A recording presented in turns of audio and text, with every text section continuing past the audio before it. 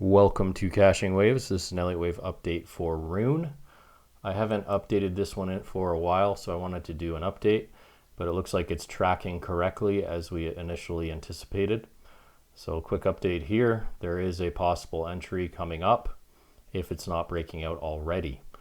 Now, if you've been following for a while, we were tracking way back in this area for these upper targets, but it was a very tough count all the way through. And this was the one I came up with last time, and it looks like it's following it correctly, so I think we're on the right path. Now first, our wave 1 and 2 in blue. We had another 1 and 2 as a flat, which was a very bullish signal, and we came up past the 1.618 for our third. We then pulled back in a expanded WXY as a expanded flat, and now we're coming up to work on our fifth wave of our third. And we're in the third wave of that currently. Now we have some nice confluence.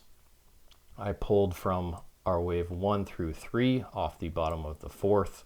The 618 extension of that is 1289. So a pretty nice move to targets from current price, just under 100%. And the 2.618 extension from our wave 1 off our 2 in green for blue there is an extended third wave target is at 1215. So you can see we have a pretty nice confluence area there for that target. And we'd run into the trend line in our pitchfork there. So that's kind of the ideal spot by, near the end of March before we get our larger fourth wave and then our fifth to the upside. Very ugly count, but you can see it's respecting our pitchfork perfectly. It is hitting fibs, although they are extensions. We did come to the proper retracement area for our fourth, just right at the 382. So everything looks good here. Now, on the smaller time frames, let's go to the hourly. We had a diagonal up for our wave 1. For our fifth wave, we had a expanded WXY. As you can see, our 333 had a big stop out. Grabbed some liquidity there, some stops where people were going long, and then we quickly ate this up. When you see these patterns, like we had them last week too, they get eaten up quickly. It's a pretty strong move if you see a 333 that we're moving to the upside. So right now we're breaking out, as you can see. So the issues with this is you can buy the breakout if you like, not financial advice. You make your own decisions. But what I tend to do if I think something's really moving and I don't think I might get an entry is a lot of times I'll just put on a fib for the whole move to the upside.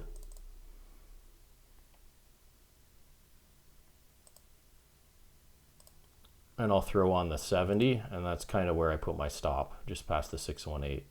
And then I can raise my stops as we go up. I don't necessarily pick the low, that way I can just get more position sizing, but it's not a great setup except for the fact we're moving. What I would prefer to get a trade set up is wait for this to complete. Looks like potentially a diagonal here. 1, 2. We got our 1, 2, 3, 4, 5. Looks like we could get a 4 and a 5 to the upside, and then we get our correction. That's probably your better bet, to wait for that. And then we consolidate at the previous highs before launching for a third of a third in the fifth wave.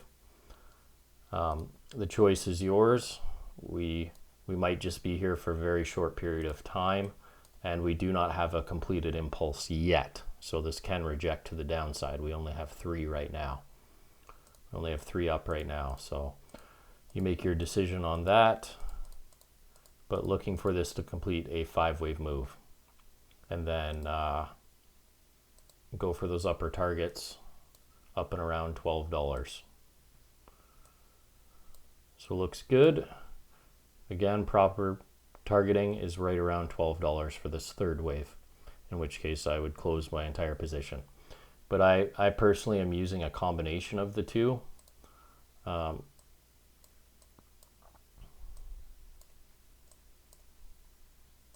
I ended up buying this morning right in this area.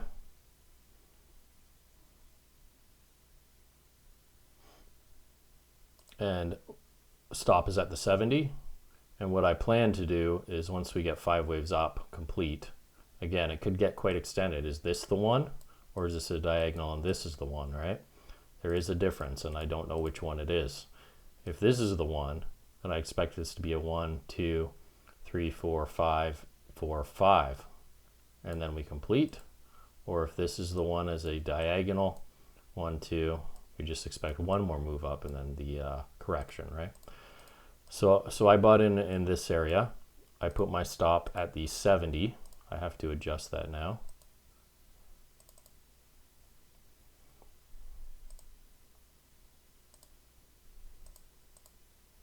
I put my stop at the 70. I'm on a different exchange, that's why it's not on here.